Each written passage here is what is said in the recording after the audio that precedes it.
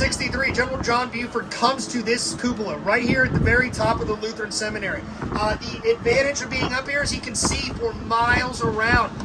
Is he coming up here looking entirely for his relief, Cody, or is he strictly trying to get a picture of what's happening in front of him with Henry Heath's arrival and things like that? It's a little bit of both. So going back to June 30th, Buford is aware, based on what he sees, based on intelligence reports coming back to him, that from the west is going to be the main thrust, it seems, of the Army of North Virginia. Some reports of Confederate troops off to the north and northeast, and he's aware of this. So he sends out his signal officer, Lieutenant Aaron Jerome, part of the brand new U.S. Signal Corps, has been created at the dawn of the Civil War. And he'll tell Jerome, seek out the most prominent points and watch everything. And there's no better place to do that, especially on the western side of Gettysburg, than here, 70 feet off of Seminary Ridge. And so Lieutenant Jerome, several civilians, other officers, and then, of course, General Buford himself will reportedly be here that night of June 30th, primarily looking to the west, primarily looking out to the South Mountain Range, seeing campfires, seeing dust.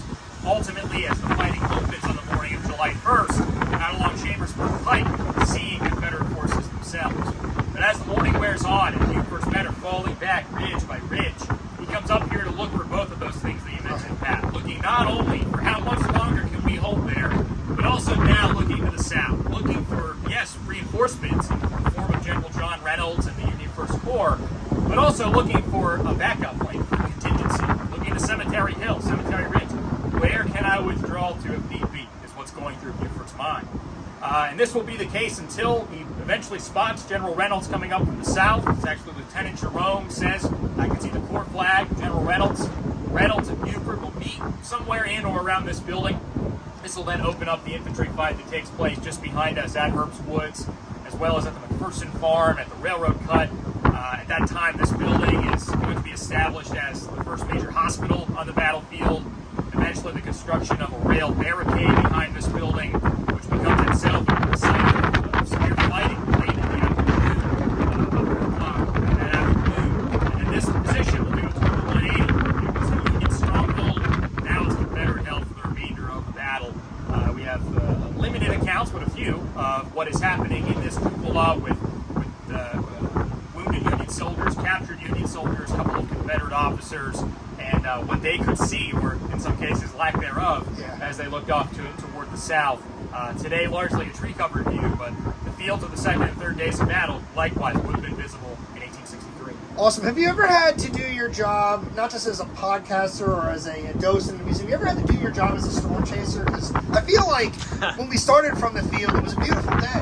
It was a nice summer day, kind of like the one the guys fought in July. And then suddenly here we are trying to have a simple conversation, and Mother Nature has brought, we'll call this one Hurricane Buford, because we're here to do that, but it's wild. So I apologize for our listeners out there who've been listening to all the clipping on the microphone and had to see our jerry-rigged news program here, but this is an incredible place. This is something you can experience here on the tours of the museum, Cody. Yeah. Awesome. So if you visit Seminary Ridge Museum and Education Center, we have 3 full floors of exhibits, 4 stories overall that are accessible to the public in the building. And you can get the extra ticket to come visit the cupola with a guide.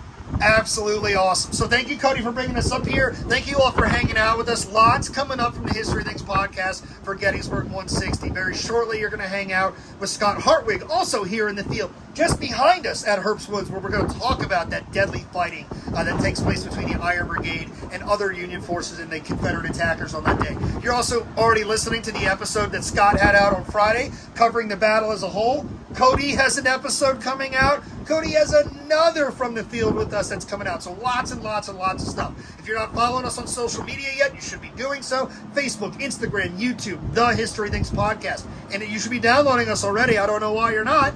History Things Podcast can be found on on Spotify and Apple Podcasts, and honestly, wherever else you find your podcast. Cody, thank you so much for letting us up here. Matt is with us. For those of you who are worried, Matt is still here. He's just behind the camera because, as you've seen, this hurricane, unexpected ridiculousness, somebody needs to hold things in place. So for Matty B behind the camera, I'm your co-host, Pat McGuire. This is Codie Eash saying we'll catch you all later.